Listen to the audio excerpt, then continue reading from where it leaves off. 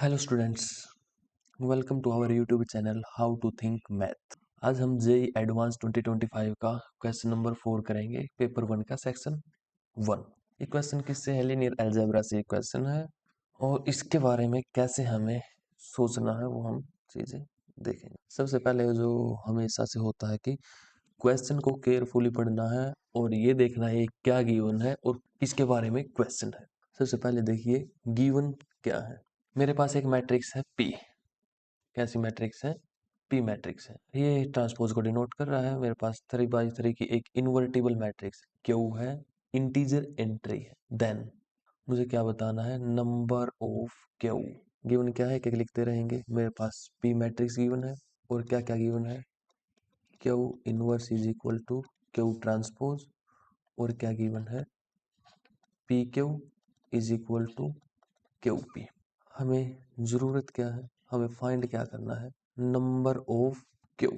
ऐसी कितनी मैट्रिक्स है क्या जो इन कंडीशन को सेटिस्फाई करे। और इसके साथ एक चीज और है जो हम मिस कर गई, integer entry. Q has integer entries.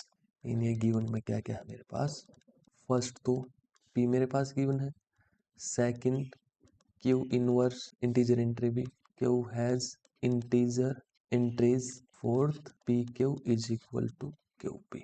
ये मेरे पास गिवन है। ऐसे कितने मेरे पास क्यू मैट्रिक्स होंगे? मैंने मैट्रिक्स क्या ली? क्यू, जो जनरल मैट्रिक्स है वही ले ली मैंने।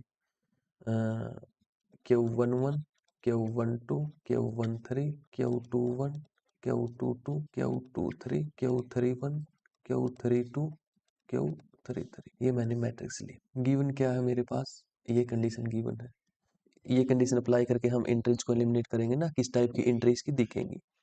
P Q is equal to Q P करेंगे तो मेरे पास ये सिंपल है, मल्टीप्लाई है और इक्वेट कर देना है। तो मेरे पास किस टाइप से दिखेगी matrix? Q11, Q12 0, Q21, Q22 0, 0 0, Q33।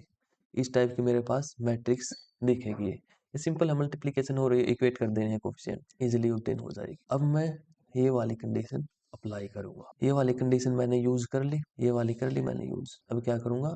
ये वाली P का भी यूज कर लिया मैंने। अब इस कंडीशन पे आएंगे, Q inverse is equal to Q transpose. इसको मैं अगर ब्लॉक मैट्रिक्स में लिखूं तो A0 0 B, इसका मैंने 2x2 का एक ब्लॉक कंसीडर कर लिया A।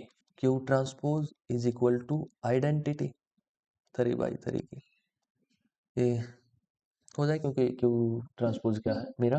Q ट्रांसपोज है मेरा इनवर्स। ये कंडीशन यहाँ पर अप्लाई करेंगे तो यहाँ से क्या आ जाएगा मेरे पास? A ट्रांसपोज, ये मेरा आइडेंटिटी होना चाहिए, 2x2 का है तो 2x, और B भी मेरा क्या होना चाहिए? आइडेंटिटी। B क्या है? 1/1 की। अब क्या करेंगे? A क्या है मेरे पास? A क्या है?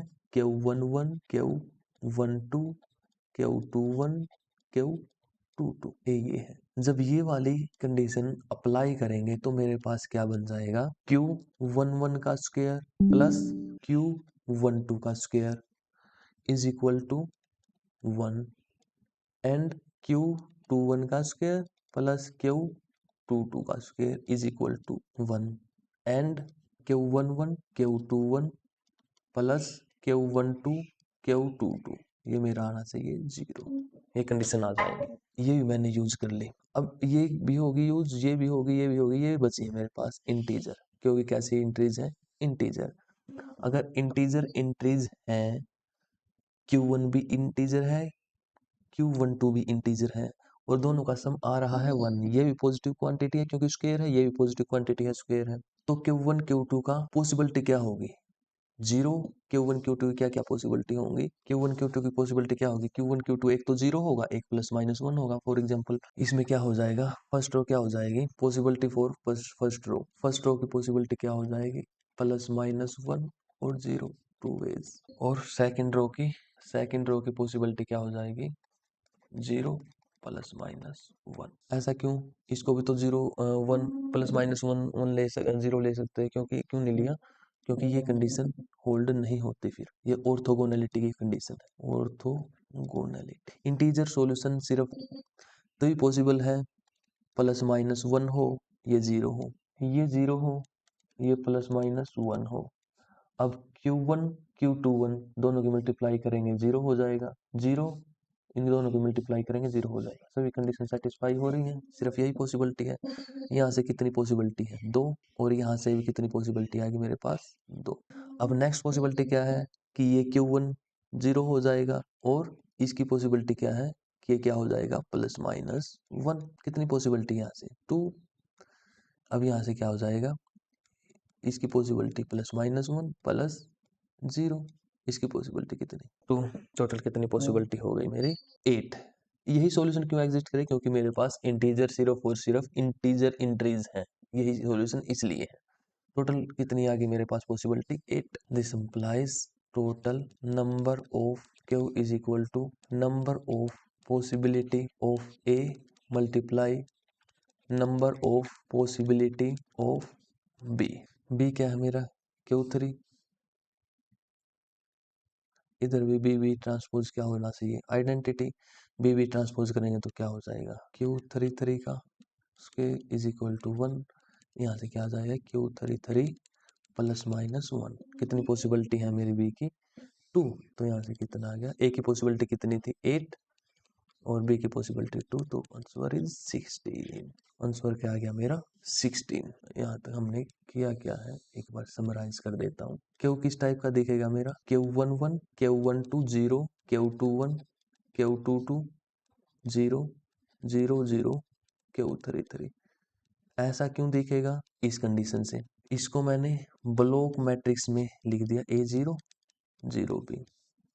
फिर दूसरी condition Q transpose is equal to identity, ये वाली कंडीशन अप्लाई करके यहाँ से क्या आ गया मेरे पास A transpose equal to B transpose is equal to.